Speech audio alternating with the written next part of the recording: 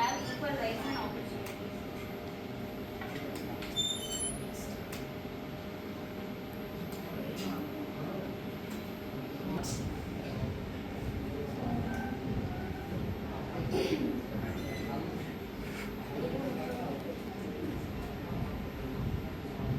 Example தான் சொல்லுவேன் அவங்க என்னென்ன அச்சீவ் பண்ணாங்கன்னு. ஃபஸ்ட்டு யார் பார்த்தாங்கன்னா எம்சி மேரி கான். அவங்க வந்துட்டு இந்தியன் பாக்ஸர். அவங்க ஃபஸ்ட்டு கோல்டு மெடலிஸ்ட் தான் அவங்களும். செகண்ட் யாருன்னு சொன்னால் மகாலட்சுமி. அவங்களும் தமிழ்நாட்டில் தான் பார்த்தாங்க. அவங்க வந்துட்டு என்டர்பிரனரில் நிறைய ஆக்டிவிட்டீஸ் பண்ணதில் அவங்க ஃபஸ்ட்டு இதாக போனாங்க சிஓவில். அப்புறம்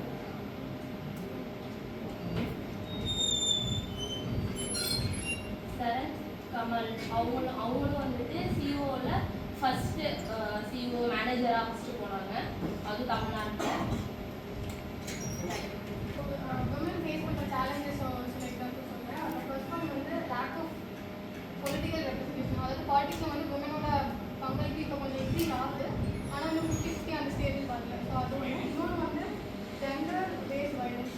ஸோ அது இல்லை அப்படின்னு சொல்லி நிறைய கொண்டு வராங்க. அப்போ ஜெண்டர் அப்படின்ற ஒரு பேஸ் வரையில் ரெண்டு பேருக்குமே வந்து சில கான்ட்ரவர்சிஸ் இருக்குது. நெக்ஸ்ட் வந்து health and reproductive rights. So இது ரெண்டுமே உமன் இருக்கிற பேஸ்க்கான ரைட்ஸ் வந்து டிசைட் பண்ணுறது ஒரு உமனோட கையில் தான் இருக்குது.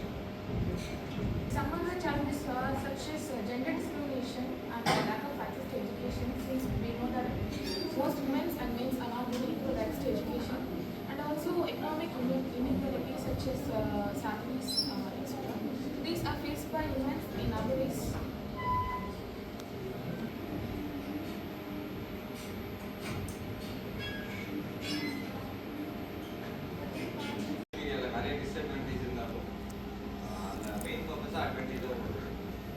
ஸ்டார்ட்அப் பண்ணலாம், சோஷியல் மீடியா பேஸ் பண்ணி நம்ம பிஸ்னஸும் பண்ணலாம். அதை வச்சு நம்ம அப்ளிகேஷன்ஸ் க்ரியேட் பண்ணிக்கலாம். இப்போது நம்மள மாதிரி ஸ்டார்ட்அப் ஐடியா வச்சவங்க வேர்ல்டு வைடில் இருந்தாலும் அவங்கள கனெக்ட் பண்ணி நம்ம ஒரு பார்ட்னர்ஷிப் மாதிரி க்ரியேட் பண்ணி ஒரு பிஸ்னஸ் க்ரியேட் பண்ணலாம். அது ஒரு பெனிஃபிட்டாக இருக்கும். நமக்கு தேவையான ஐடியாஸ்லாம் அப்லோட் பண்ணுற மாதிரி அப்லோட் பண்ணி தேவையான சொல்யூஷன் கிடைக்கிற மாதிரி தான்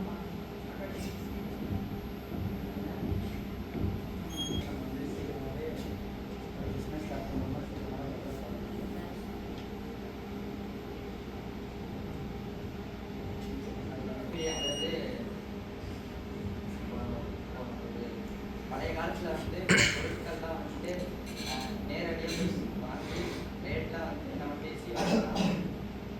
அதே சோசியல் மீடியாங்கிறது ஆன்லைன் ப்ராடக்ட்ஸை வந்துட்டு அவங்க சொல்கிறதா ரேட்டு அதிகமாக இன்ஸ்டாகிராம் இந்த மாதிரி யூஸ் பண்ணுறதுனால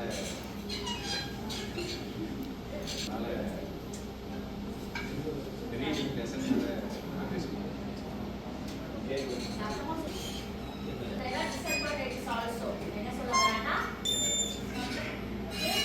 பாசிட்டிவ் பார்த்தீங்கன்னா எஜுகேஷன் லேர்ன் பண்ணிக்கலாம் ஈஸியாக. ஒரு பிஸ்னஸ்க்கு ஒரு நெட்வொர்க்கிங் சிஸ்டம் கரெக்டாக ஈஸியாக இருக்கும். ஆன்லைன் பிளாட்ஃபார்ம் லிங்க்டின் அது மாதிரி அதில் நிறைய ஜாப் ஈஸியாக பார்த்துக்கலாம். இப்போ நெகட்டிவ்னு பார்த்தீங்கன்னா ஆன்லைனில் இன்ஃப்ளூன்ஸில் நிறைய பேர் ஸ்கேம் பண்ணுறாங்க. அது மூலயமா நெகட்டிவ் நிறைய பேருக்கு நடக்குது. அதுக்கப்புறம் இன்ஸ்டாகிராம் ஃபேஸ்புக் அது மாதிரி அதிக நேரத்தை அதிலேயே செலவிடுறதுனால அவங்களுக்கு டிப்ரெஷன் அது மாதிரி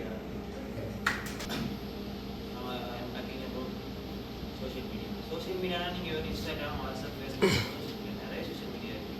நீங்கள் ஆன்லைன் மூலமாக எந்த யூஸ் பண்ணாங்கன்னா சோஷியல் மீடியா தான். அண்ட் அது நிறைய டிஸ்அட்வான்டேஜஸ் இருக்குது, அட்வான்டேஜஸ் இருக்குது. Can weigh anything you want. நிறைய டிஸ்அட்வான்டேஜ் இருக்குன்னா நீங்கள் அதை யூஸ் பண்ணுறதை பொறுத்து. நீங்கள் எப்பயுமே மொபைலே பார்த்துட்டு இருக்கக்கூடாது. இப்போ நீங்கள் மட்டும் அடிஷனல் சொல்லுங்கள். இல்லை ஒர்க்கு யூஸ் பண்ணுறவங்க ஒர்க்கு தான் பண்ணுவாங்க, அடிஷனல் இருக்க மாட்டாங்க. இல்லை எல்லாம் சொல்லுங்கள். வெறும் இன்ஸ்டாகிராம் யூஸ் பண்ணுறவங்க மட்டும் அடிஷனல் இருக்காங்க. நிறைய பேர் ஒர்க்கு தான் பண்ணுறாங்க. ஐடி உள்ளவங்க அடிஷனலாக இருக்காங்க, வேலைக்காக தான் பண்ணுறாங்க. அப்புறம் அட்வான்டேஜஸ் என்னென்னா நம்ம எப்படி வேணால் யார் வேணால் கம்யூனிகேட் பண்ணிக்கலாம், கனெக்ட் பண்ணிக்கலாம். அப்புறம் நம்மளோட டவுட்ஸ் இருந்தால் க்ளியர் பண்ணிக்கலாம். கம்யூனிகேஷன் வந்து ரொம்ப ஈஸியாக இருக்கும். லிங்க் நிறைய பேர் க்ரியேட் பண்ணி வச்சுக்கலாம். சோஷியல் மீடியா என்னை பொறுத்த வரைக்கும் பாசிட்டிவ் தான். நீங்கள் நெகட்டிவ் இருந்ததுன்னா or yourself, it is good. If you use it for pastime, wasting your time, it is a disadvantage.